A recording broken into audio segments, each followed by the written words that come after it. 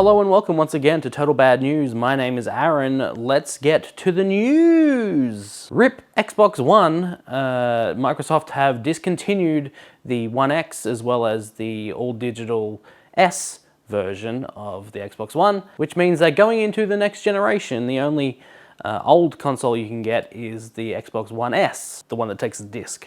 Microsoft have been saying for the last couple of years, hey, we're going to bring out a new console, but don't you worry. You can totally go get those old ones and play them. If you've got one of those old ones and you have games, you can get the new one and play them there. And this is a little hypocritical. Obviously, you can still play your old Xbox One games on the Series X if you get one. That's going to happen. But for them to say that they're going to keep supporting the old consoles, even though there's a new one coming out, and then discontinue the old ones, but the standard Xbox One is still going to be available, at least, for the foreseeable future. So they're not entirely hypocrites, but they are a little bit hypocritical. Moving on now, Jeff Keighley played Astro's Playroom, is what all of the headlines should have said, but instead they were all concentrating on the Dualsense. Astro's Playroom looks really cool, you guys, and it shows off the extra features of the Dualsense in really creative ways. Yes, it was nice to see a physical Dualsense being used by an actual human, but it wasn't being used by me, and therefore I'm not just going to take Jeff Keighley's word. Oh, these triggers are totally giving me tension, you guys. That doesn't tell. But for those of you out there who do care, you can go watch Jeff Keighley mess around with that controller and play Astro's Playroom, and also interview some guy from marketing. This was really just a big ad.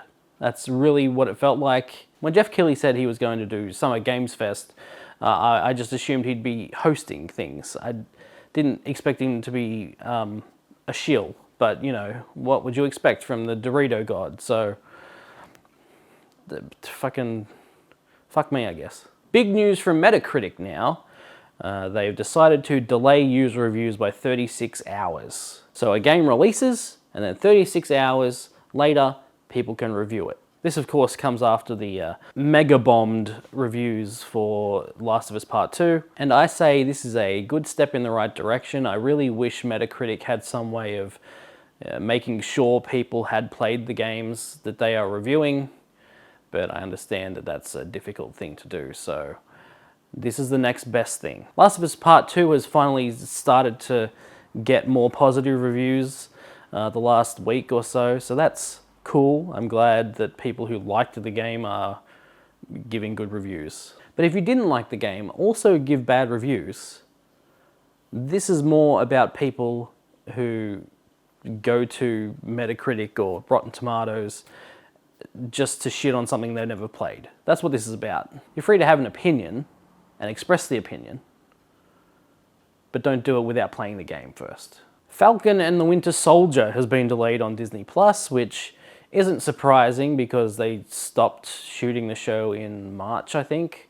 Sort of, once Corona was everywhere. But from what I understand, most of the show was shot already, so I don't know what's left to do. I imagine it'll probably come out after Black Widow finally releases, because that's what was supposed to happen. Black Widow was supposed to release, and then Falcon and Winter Soldier was going to come out. So I don't think they're going to all of a sudden make it backwards. As with all MCU-related things, they have an order. I mean, I don't know how much Falcon and Winter Soldier ties into Black Widow, but, there's probably things there. I don't know. And finally, this last thing I'm going to tell you about is a trailer. David Cronenberg, who directed The Fly, among many other really great movies. He stopped doing horror a while ago, but he made History of Violence, which is also really good. But his son, Brandon, makes movies now, and he made a movie back in 2012 called Antiviral. His new movie is called Possessor, which is a body horror movie, just, in the vein of his dad's movies. And even though I have no idea what's happening in this trailer, it looks disgusting, and I'm into it. So go check out that very not safe for work trailer right here. I hope you haven't eaten anything. All of the big releases just came out for the month. Last of Us Part 2, Ghost of Tsushima, and Paper Mario, they're all out. So there's no big game releases this week. Play some of your backlog. Play Ghost of Tsushima. I've played a couple of hours of it and it's really good. I'll have a video about that in a couple of days. But until then, thank you for watching. I'll see you in a couple of days. Stay bad.